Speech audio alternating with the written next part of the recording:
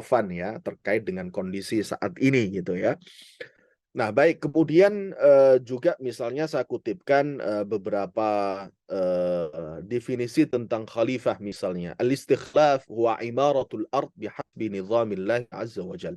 Jadi khilafah itu ya bertujuan untuk imaratul ard bihasbi nizamillah azza wa jal.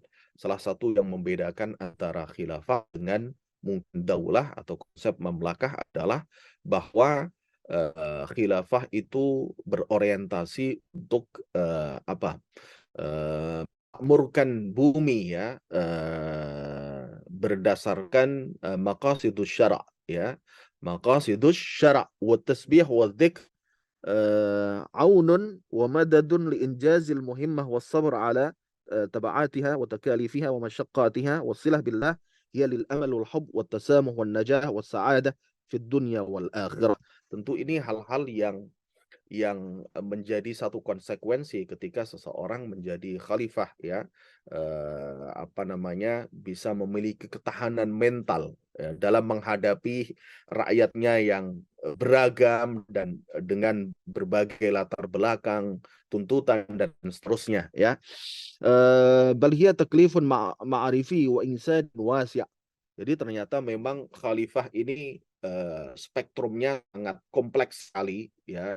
Yang tadi dibilang ideal tadi ya, ideal yang nanti coba saya uruskan menjadi poin-poin penting dalam mengurai satu mustalah yang ada dalam sebuah ayat tertentu. Baik, saya teruskan. Nah, ini yang tadi saya bilang fawaid Qur'aniyah dengan ruang dan waktu yang terbatas. Saya coba simpulkan dari ayat yang tadi kita ulas bersama ya terkait dengan khalifah yang pertama.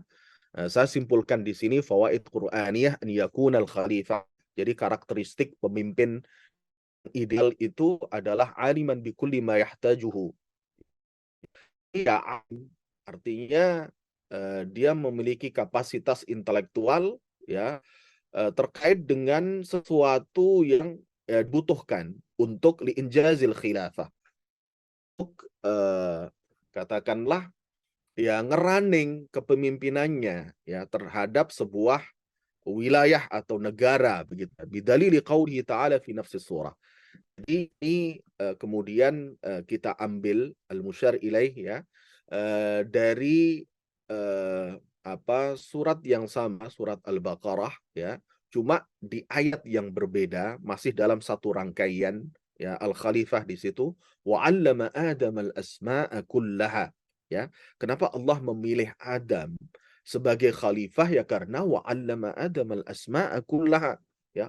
Allah telah mengajarkan gitu ya kepada Nabi Adam alaihissalam ya tentang keilmuan yang menjadi kebutuhannya untuk kemudian bisa ngerunning khalifah khilafah gitu ya kullaha thumma aradahum 'alal malaikati faqala anbi'uni bi asma'i haula'i in kuntum shadiqin gitu ya. Nah, di sini juga ada thumma aradahum 'alal malaikah. Nah, nanti juga saya simpulkan di ayat yang lain bahwa semestinya seorang pemimpin itu harus lulus ujian ya. Dalam bahasa kita ya fit proper untuk kemudian membuktikan apakah kapasitas intelektualnya ya atau penguasaannya di bidang pemerintahan lah gitu ya. Itu benar-benar fit atau tidak, proper atau tidak begitu ya. Nah, ada kata-kata summa aradahum 'alal malaikati faqala anbi'uni bi asma'i haula'i in kuntum shadiqin. Nah, ini yang pertama. Kemudian yang kedua, an yakunal khalifatu lahu 'ilmun wa fahmun. Nah, tadi sudah disinggung yang pertama lahu 'ilmun wa fahmun. Kemudian juga waniyatun wa qasdun.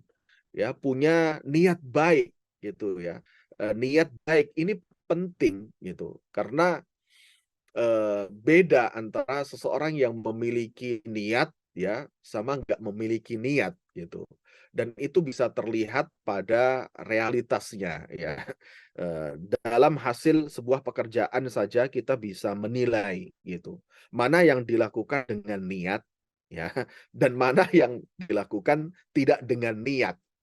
Artinya ya kalau tidak ada niatan baik, tentu ya sebuah pekerjaan itu akan dilakukan asal saja ya, asal selesai, asal bosan dan seterusnya dan seterusnya. Tapi kalau niat baik, ini sudah ada hubungannya dengan apa namanya spiritual begitu ya.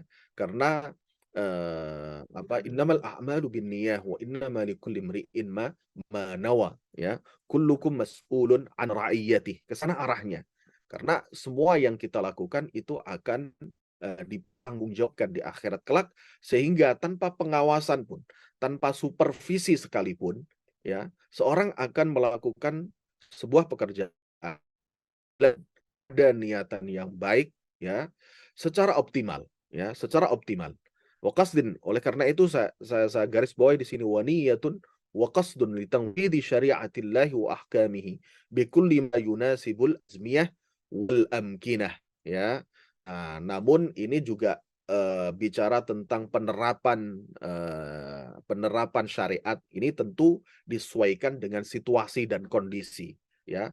Karena dari situasi dan kondisi itu juga menuntut cara-cara itu tidak harus sama, namun berbeda. Sebagaimana perjuangan para politisi muslim kita ya untuk memasukkan syariat dalam hukum positif kita. Nah, tentu ini juga menggunakan cara yang berbeda dengan negara lain, Malaysia misalnya, atau bahkan Singapura atau Thailand begitu ya. Jadi masing-masing punya cara bagaimana memperjuangkan atau menerapkan syariat itu ya.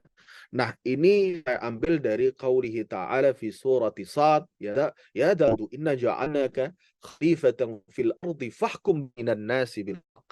Ya, fahkum bainan nasi bil haqq ay bi syari'atillahi azza wa jal alladhi allati unzilat ilaik, ya. Fahkum bainan nasi bil haqq, ya, sehingga ya idealnya seorang pemimpin itu ya harus tahu hukum, baik hukum agama maupun ya, hukum yang berlaku ya, hukum waktu yang berlaku di lingkungannya masing-masing. Nah, berikutnya adalah an yakunal khalifatu musaitiran ala nafsih. Nah, ini yang juga penting, teman-teman sekalian. Idealnya orang pemimpin itu harus sudah selesai dengan dirinya. Nah, penting gitu. Harus sudah selesai dengan dirinya. Kita lihat misalnya baginda Rasulullah Sallallahu Alaihi Wasallam, meskipun backgroundnya adalah seorang mudharib gitu ya, pengusaha ya, bisnismen yang menerima investasi dari istrinya dan kemudian berikutnya semua ada yang menjamin gitu ya. Khadijatul Kubra istrinya sebagai penjamin ongkos dakwahnya semua dijamin sehingga sudah selesai dengan dirinya gitu. Tidak hanya dengan dirinya tapi juga dengan keluarganya. Nah, ini yang juga tidak kalah penting gitu. Kadang seseorang sudah merasa selesai dengan dirinya namun karena dorongan ya, dorongan keluarganya ya, istrinya minta ini, anaknya minta itu dan seterusnya, akhirnya mendorong seorang pemimpin untuk melanggar hukum ya, melakukan apa namanya, melakukan hal-hal yang ya perbuatan melawan hukum lah ya, korupsi ya, kolusi, nepotisme dan seterusnya. Musyiran ila qaulihi ta'ala fi surati Sad. Nah, ini saya ambil dari wala tattabi'il hawa ya, wala tattabi'il hawa ya, karena salah satu cara untuk membendung ya hawa nafsu itu kita mesti harus sudah selesai dengan diri kita. Karena dengan demikian maka akan sangat sulit ya fayudillaka an sabilillah. Kalau seorang pemimpin belum selesai dengan dirinya ya, dari berbagai macam sisi finansial, termasuk kapasitas dirinya, ini akan sangat repot nanti, akan mudah dipengaruhi oleh kepentingan-kepentingan di luar dirinya. Nah, baik, ini 3 hal ya, karakteristik pemimpin yang saya ambil dari kata kunci khalifah. Baik, teman-teman sekalian, berikutnya adalah kata kunci al-imam ya. Tadi sudah saya singgung bahwa kata ini terulang sebanyak 4 kali ya dalam surat Al-Baqarah, Hud, Furqan, Ahqaf. Tapi yang berhubungan dengan tema kita hanya satu saja, yakni ada di surat Al-Baqarah pada ayat idzibtala Ibrahim rabbuhu bikalimatin fa'atammahun. Qala inni ja'iluka lin-nasi imama. Ya, qala wa min dzurriyyati qala la yanalu ahdi zalimin.